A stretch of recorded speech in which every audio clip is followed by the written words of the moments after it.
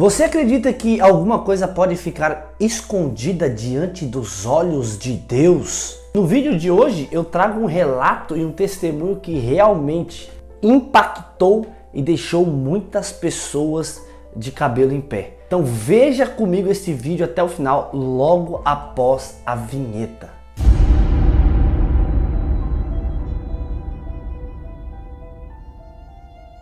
Meus queridos irmãos e também irmãs, mais um vídeo para todos vocês. Se você está chegando aqui agora no canal, eu te convido a se inscrever, ativando o sininho das notificações e também não esqueça de tacar o dedo no joinha para mais esse vídeo. Em um momento de revelação surpreendente e consequências profundas, uma mulher se levanta diante de uma congregação e confessa ser amante do pastor. Esse vídeo leva você ao coração de um escândalo que abalou os alicerces de uma comunidade de fé, desvendando uma história de segredos, traição e a busca pela verdade. Assista e testemunhe como uma simples confissão pode desencadear uma avalanche de emoções e uma busca desesperada por redenção e clareza em meio aos caos. Eu vou contar uma história para vocês. Há 20 anos atrás, eu fazia parte de uma mesa, numa associação. E eu vi uma das histórias mais tétricas que eu já vi na minha vida. E pode ser que alguns de vocês já tenham ouvido essa história aqui entre vocês. E se já ouviram, vão lembrar comigo essa história com dor. Uma certa ocasião, numa igreja de um certo lugar no Brasil, uma mocinha pediu licença para conversar lá na frente, no microfone. Ela frequentava a igreja um ano e pouco. E ela pegou o microfone da mão da moça que estava terminando a escola sabatina e falou: eu tenho que contar para vocês um pecado meu. E as pessoas paralisadas olhando ela falar. E ela disse: eu quero contar para vocês. Estava ali na igreja naquela hora, o pastor se arrumando ali, ajeitando alguma coisa. A esposa do pastor com os 2 filhos, mais ali no lado da esquerda, da minha esquerda. E a igreja toda ali junta. Vocês sabem que entre a escola sabatina e culto a igreja fica bem cheia. E ela disse: eu tenho que contar o meu pecado para vocês. E o pecado que eu tenho que contar é que eu sou amante do pastor. Na hora que ela disse isso, a esposa do pastor desmaiou ali na hora. E os filhos correram para acudir. E o pastor veio para ela e falou assim: o que você está falando? Você enlouqueceu? Que isso, menina? Ela falou: eu tinha que contar, eu preciso resolver meu problema. Eu preciso salvar a sua alma. Eu preciso resolver você. Os danitas, eles sempre usam essa cuidado. Eu preciso ajudar. Sempre usam a palavra da ajuda, viu? E naquele momento a igreja toda ficou em alvoroço. Eu não preciso dizer que não houve culto. Não houve culto. Não conseguiram fazer o culto. A esposa do pastor foi levantada dali, foi levada lá para fora. O pastor não sabia o que fazer. Começou a dizer: irmãos, por favor. Isso é um grande mal entendido. Ela dizia: não é, meu bem. Eu precisava dizer, eu tenho que salvar você e tenho que salvar a mim. E ela foi levada para um quartinho. A esposa do pastor foi atrás e começou a conversar com ela. E falou com ela. E foi um alvoroço muito grande. E ela disse: olha, eu vou te provar que isso é verdade. Nós combinamos que ninguém nunca ia saber. Foi uma coisa muito bem feita. Mas eu preciso te contar. E falou para a esposa do pastor. Prestem bem atenção no que eu vou dizer. Falou: só tem uma maneira de você me acreditar. Vem aqui. O seu marido tem uma marca na genitália dele. E a marca é assim, assim, assim. E a esposa olhou para ela e acreditou nela na hora. Sabe por quê? Porque aquele pastor nunca tinha tido contato sexual com nenhuma pessoa, só com sua esposa. Eles se casaram virgens. E ela disse: ninguém sabe disso. Como é que essa moça sabe? Consegue imaginar o que é isso? E ela também nunca tinha contado isso para ninguém. E ela pegou a esposa do pastor, passou a acreditar. E ela contou detalhes sobre o corpo do pastor, detalhes sobre ele, até de coisas que ele falava enquanto dormia. Preste atenção. Eu não preciso dizer para vocês que aquele casamento acabou. A igreja todinha daquele pastor entrou num estado de bancarrota que vocês não têm ideia. Uma palavra, como diz Tiago, pode estragar a vida de uma pessoa para sempre. Sabe quantos anos se passou dessa história? Até que eu fiquei sabendo, isso foi há 20 anos atrás que eu fiquei sabendo. Já tinha se passado 20 anos que isso tinha acontecido. Por que eu fiquei sabendo dessa história? Foi numa mesa, numa comissão, numa associação. O presidente um dia nos chamou e disse o seguinte: irmãos, eu preciso da ajuda de vocês e oração por algo. O que foi? Há 20 anos atrás aconteceu a história de um pastor e contou toda a história para nós. Foi numa igreja assim, assim, assim, e nós tiramos a credencial desse pastor. E esse pastor foi para um sítio e ficou sozinho. A esposa dele é casada, tem outros filhos, está vivendo a vida dela. Mas eu fui chamado, olha o presidente nos contando.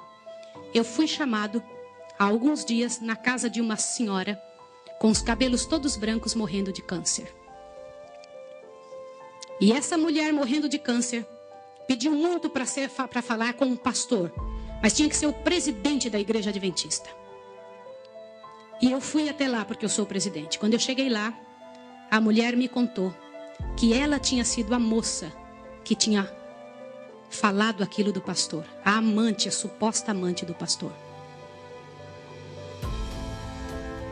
E ela contou para o presidente que ela havia inventado toda essa história. Mas como que ela sabia dos detalhes do corpo do pastor?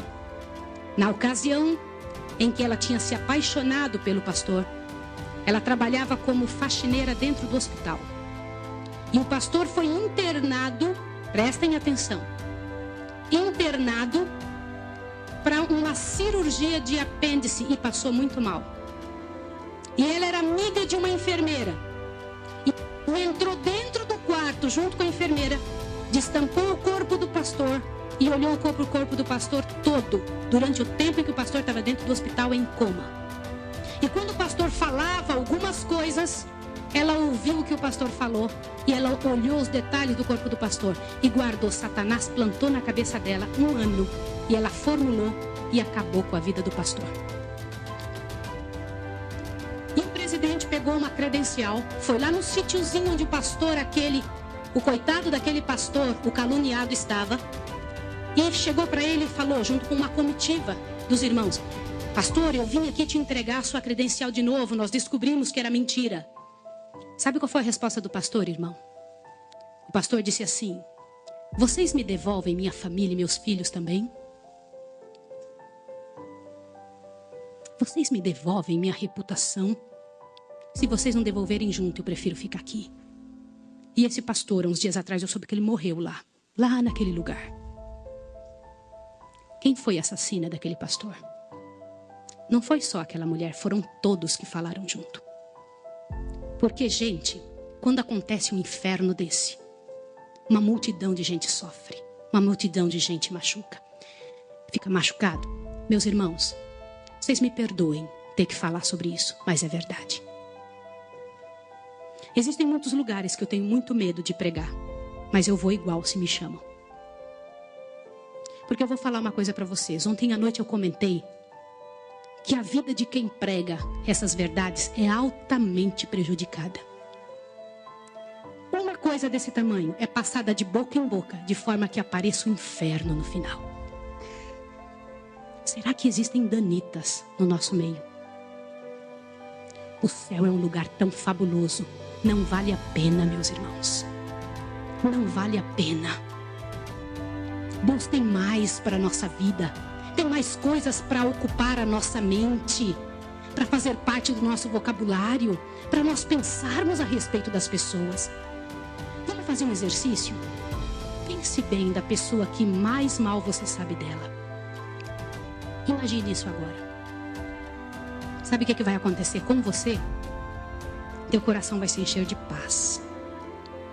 Porque é isso que acontece, gente. Se você não for capaz de abrir a sua boca para trazer paz para a vida de alguém, não abra a sua boca para trazer um inferno para a vida de quem quer que seja. Jesus ama as pessoas pecadoras e miseráveis. Todas aquelas que pecaram horrivelmente, Jesus ama. E Ele tem mais para oferecer para nós. Eu vou pedir uma coisa em nome de Jesus essa manhã. Uma coisa que é muito difícil de fazer. Mas se há alguém em nome de Jesus que falou algo de outra pessoa, ainda que seja verdade, e que não pediu perdão, que peça perdão a Deus agora e corra e peça perdão para a pessoa. Sabe por quê? Abre seu ouvido que agora a parte principal desse sermão está aqui. Em nome de Jesus, abre seu ouvido. Eu preciso que você ouça, não deixa nada te atrapalhar. Você sabe por que existem igrejas frias que não mudam? Você já viu aquelas pessoas falarem? Você é ancião, não é, irmão? As pessoas vêm para você e reclamam. Que igreja fria? O que está acontecendo? O que não acontece? Nada muda. Vocês sabem por que isso? Alguém sabe? Gente, a principal razão, e eu vou ler para vocês agora ali. A principal razão porque a igreja fica fria é por causa da presença dos danitas. Eles são aptos a trazer veneno para a cabeça e o coração das pessoas. Abre a sua Bíblia em Tiago 3. Tiago 3. Tiago 3. Deus tem mais para a sua vida, meu irmão. Deus te fez para luzir nesses últimos dias da história da terra. Para crescer em nome de Jesus. Para fortalecer a sua história. Para se transformar numa bênção. Deus não fez a gente para sofrer, para se angustiar. Deus não fez você para ser um veículo do demônio, de Satanás. Deus fez você para viver, para ser abençoado, para ser feliz. Abre a sua Bíblia em Tiago. O que a Bíblia diz em Tiago 3? É um dos versos mais horrorosos da Bíblia, não é? Porque ele fala claramente de gente que poderia ter sido perfeita e não é. Mas que pela graça de Deus pode ser. Com um pedido de perdão. Com um pedido. Tiago 3. Vamos ler juntos bem quietinhos agora. Eu vou deixar minha amiga ali tocando. Tinha uns 10 anos, sei lá, 8 anos que eu não vi essa minha amiga. Eliette, muito bom te ver, viu, Eliette? Uns 8 anos. Nós estudamos juntas, ela fazia enfermagem no IAE, eu fazia fisioterapia. Não é? Eu estou muito feliz de te ver, você, o seu esposo, o seu filhinho. Vocês não tinham filhinho nessa época. E nem eram casados. E aqui na América eu recebi o seu convite de casamento. Eu louvo o Senhor por ter enchido o seu coração de bênçãos, você e seu esposo. E que vocês levem esse sermão para o Brasil, para o nosso povo, para salvar nosso povo em nome de Jesus. Que poder livrar nosso povo das garras desse inferno. E poder trazer para a nossa vida algum bem. Leia, por favor. Tiago 3. Leia em silêncio. E pede para Deus encher o seu coração. Olha o que diz aí.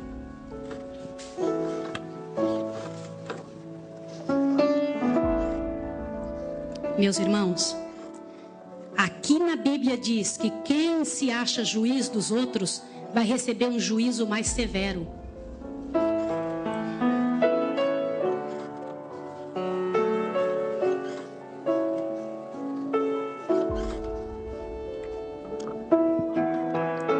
Eu vou ler com vocês. Meus irmãos, não sejais muitos de vós mestres, sabendo que recebemos um juízo ainda mais severo. Todos tropeçamos em muitas coisas. Se alguém não tropeça em palavra, este homem é perfeito e capaz de refrear todo o corpo. Sabe por que a gente não consegue vencer os outros pecados? Por causa da língua. Aqui está escrito isso, vocês acabaram de ler isso. Avante. Ora, quando pomos freios na boca dos cavalos, para que nos obedeçam, conseguimos dirigir todo o corpo. Vede também os navios que, sendo tão grandes e levados por impetuosos ventos, como um pequenino leme, se voltam para onde queria o impulso do timoneiro.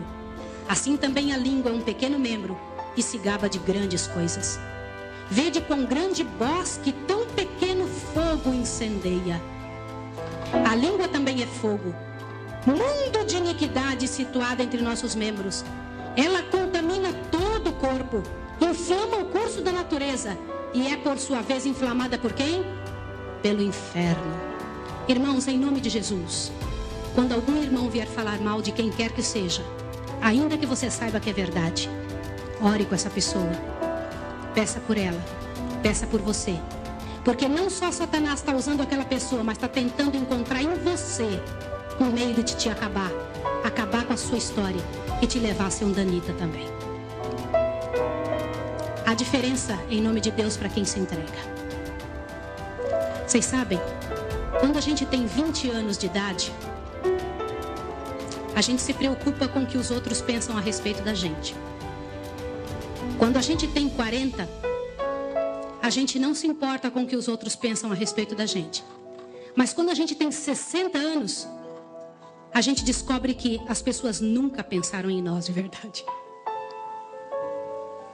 Realmente eu fiquei chocado com esta história. Uma história onde vimos que nada fica escondido. A verdade, uma hora ou outra, vem à tona. Imagina o dano, imagina o prejuízo que esse pastor teve em sua vida por uma calúnia. Então sempre nós devemos refletir ao abrir a nossa boca para falar do nosso irmão. Nós não devemos falar aquilo que nós não sabemos, aquilo que nós não vimos. Existem pessoas usadas pelo adversário para denegrir a imagem, para denegrir a integridade de um homem, de uma mulher. Mas nós devemos ter o discernimento dentro de nós. Quando nós vermos alguém em fraqueza, orar por aquela pessoa. Vocês imaginam como não ficou esse pastor, esse homem? A sua vida foi destruída por alguém usada pelo adversário. Levantou uma calúnia, difamou ele, acabou com o seu casamento, acabou com a sua família, acabou com a sua história. Mesmo que a pessoa no final de sua vida venha confessar que era tudo mentira, você consegue imaginar o tamanho do prejuízo e do dano causado na vida deste homem por uma calúnia? Então devemos tomar cuidado. E esse vídeo é um alerta, uma reflexão a todos nós, pois dentro das igrejas existem mais aqueles que apontam o erro dos outros do que aqueles que ajudam os outros em oração. Amados, compartilhe esse vídeo, realmente é um vídeo muito forte.